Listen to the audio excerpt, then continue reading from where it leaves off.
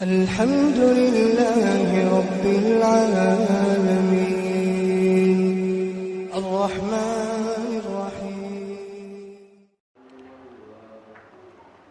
اعوذ باللہ من الشیطان الرجیم بسم اللہ الرحمن الرحیم انا اعطیناک الکوثر فصل لربک وانحر ان شانئک هو الابتر۔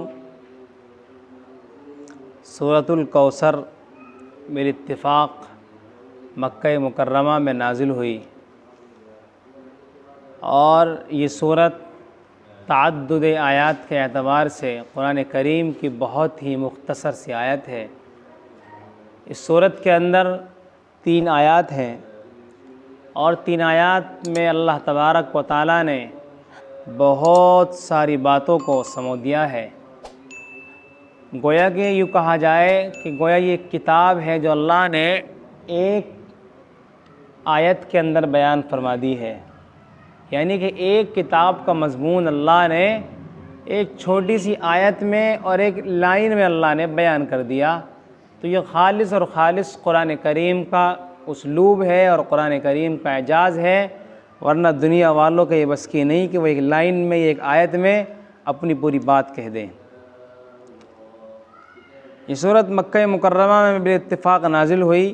ہوا یہ کہ حضور اکرم صلی اللہ علیہ وسلم کے صحابزادے سیدنا عبداللہ یا قاسم رضی اللہ تعالیٰ عنہما، ان دونوں میں سے کسی کا بچپن میں انتقال ہوا، تو عاص بن وائل، ایک روایت کے مطابق عاص بن وائل نے کہا کہ محمد تو مقطوع النسل ہے، یعنی اس کے اولاد آگے نہیں چلنے والی، اس کو دنیا نہیں جان پائے گی، یہ تو اب کی بات ہے، چھوڑو اس کا قصہ، جب اس کے کوئی اولاد ہی نہیں ہے تو کون جانے گا اس کو۔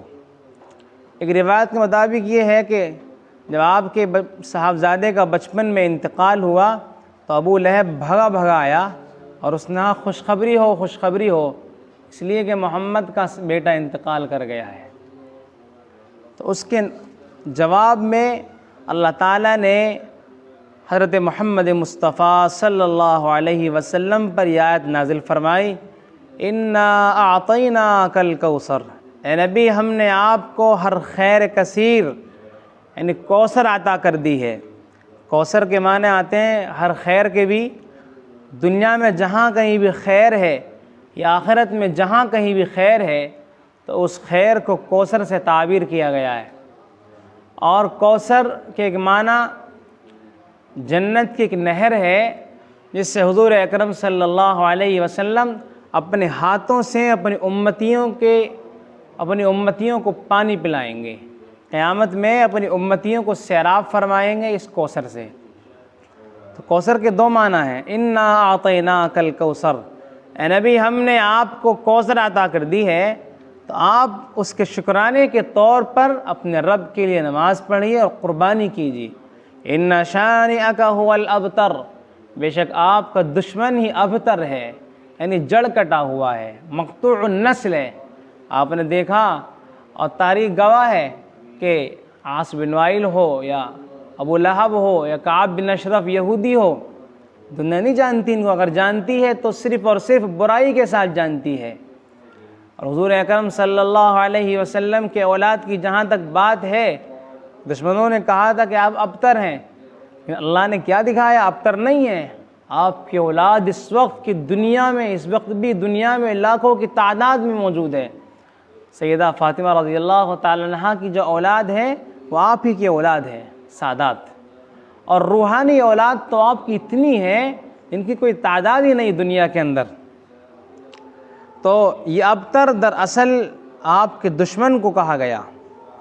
حضور اکرم صلی اللہ علیہ وسلم کی یہ شان نہیں، آپ کی تعریف تو اللہ نے دنیا میں اتنی کر دی کہ شاید اتنی تعریف کسی اور نبی کی گئی ہو۔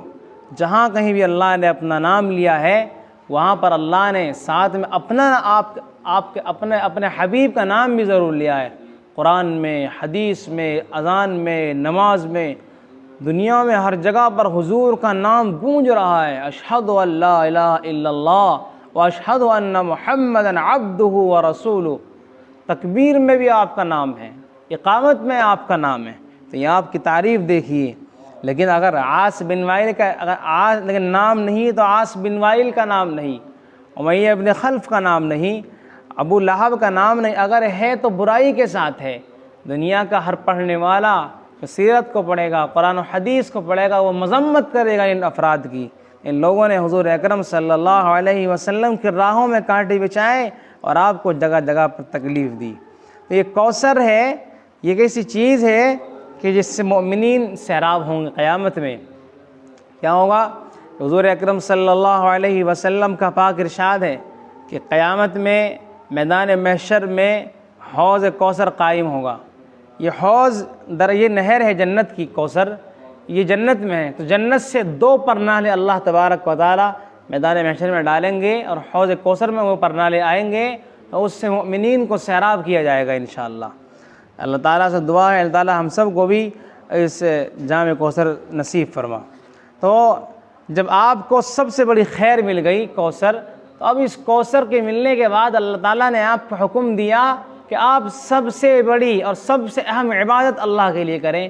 وہ کیا ہے؟ نماز۔ فصلی لربک، کہ اپنے رب کے لیے نماز قائم کریں، اور وانحر، اور قربانی کریں۔ تو نماز سب سے اہم عبادت ہے، تو اللہ نے اس کو تذکرہ کیا۔ معلوم یہ ہوتا ہے کہ اگر انسان کا کوئی دنیاوی کام ہو جائے، جس کام کو وہ کر رہا ہے وہ بڑا کام ہو جائے، تو اس کام کے مکمل ہونے کے بعد شکرانے کے طور پر اللہ کے لیے نماز پڑھنا یہ ضروری ہو جاتا ہے۔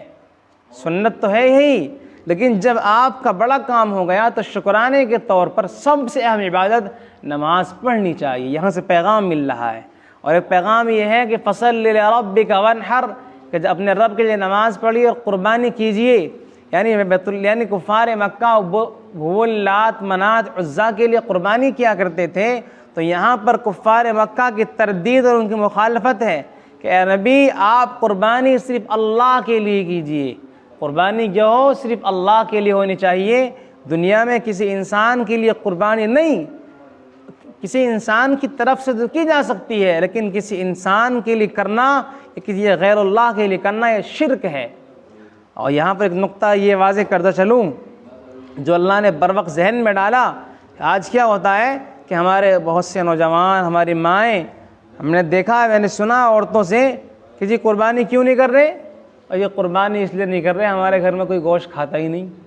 تو قربانی کس کے لیے کریں جب ہمارے گھر میں کوئی گوشت کھاتا ہی نہیں؟ ظالم، قربانی صرف اور صرف اللہ کے لیے ہوتی ہے، چاہے گوشت کھاؤ مت کھاؤ۔ لن ینال اللہ لحومها ولا دماؤها ولکن ینالہ التقوی منکم، اللہ کے پاس اس کا گوشت نہیں پہنچتا، اس کا خون نہیں پہنچتا، اگر پہنچتا ہے تو صرف وہ دل کا تقوی پہنچتا ہے۔ تقوی، یہ تقوی اگر جب جانور کے گردن پر چھری رکھ دی گئی ہے تو بس انسان کا تقوی وہیں دیکھ جاتا ہے، اللہ کے یہاں قابل قبول ہو جاتا ہے وہی عمل۔ تو یہ قربانی دراصل اللہ کے لیے ہے، خالص اپنے پیٹ بھرنے کے لیے نہیں۔ اس لیے اللہ نے یہاں پر واجب کا جملہ استعمال فرمایا، وانحر، قربانی کرو اللہ کے لیے۔ یہ قربانی اپنے گوشت کھانے کے لیے نہیں، بلکہ قربانی اللہ کا تقرب حاصل کرنے کے لیے ہے اور اللہ کا نیک بندہ بننے کے لیے ہے۔ یہ قربانی اس لیے، تو یہاں پر یہ نقطہ واضح کر دیا اللہ نے، فصلی لربک وانحر، کہ اگر نماز پڑھنی ہے تو وہ اپنے رب کے لیے پڑھی جائے، اور قربانی کی جائے تو وہ بھی اپنے رب کے لیے کی جائے۔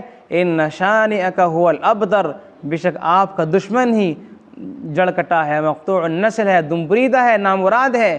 تو جہاں آپ تو ہمیں اس صورت میں یہ پیغام مل رہا ہے کہ کوئی بھی اگر کام کی جائے تو خالص اللہ کی رضا کے لیے کی جائے اور اللہ کو اپنا معبود حقیقی مان کر کی جائے۔ اس میں لفظ ہے کوثر، یہ کوثر کیا ہے؟ یہ کوثر ایک جنت کی نہر ہے۔ یہ نہر کیسی ہوگی، کتنی بڑی نہر ہے، اس کے بارے میں اللہ کے رسول صلی اللہ علیہ وسلم کا پاک ارشاد ہے کہ یہ نہر بہت بڑی ہے۔ اس کی مسافت حضور نے بتائی ہے، کبھی عمان سے اردن تک، کبھی ایلیا سے فلاں جگہ تک۔ بہرحال یہ بہت بڑی ایک حوض ہے، اس پر مومنین کو جس سے مومنین کو سیراب کیا جائے گا، اور اس پر جو پیالے ہوں گے، جو جام ہوں گے، اس سے مومنین پانی پئیں گے، وہ ستاروں کی مانند ہیں، اور اس کا جو پانی ہے وہ دودھ سے زیادہ سفید ہے اور شہد سے زیادہ میٹھا ہے اور مشک سے زیادہ خوشبودار ہے۔ یہ کن لوگوں کو ملے گا جام کوثر؟ یہ صرف ان لوگوں کو ملے گا، ان اللہ یا ایھا الذین آمنوا اطیعوا اللہ واطیعوا الرسول واولی الامر منکم، جو اللہ کی مانے، اپنے نبی کی مانے اور علماء کی مانے۔ جو ان تینوں کو مانے گا، ان تینوں کی بات مان کر چلے گا، یہ جام کوثر پینا ان لوگوں کو نصیب ہوگا۔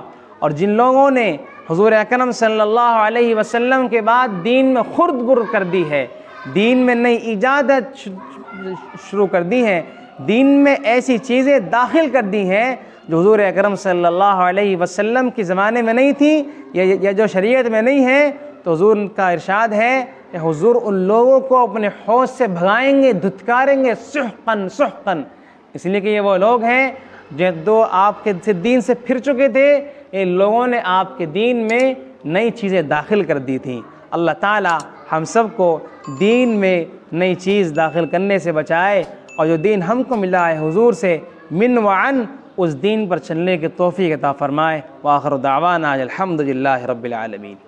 الذين آمنوا وتطمئن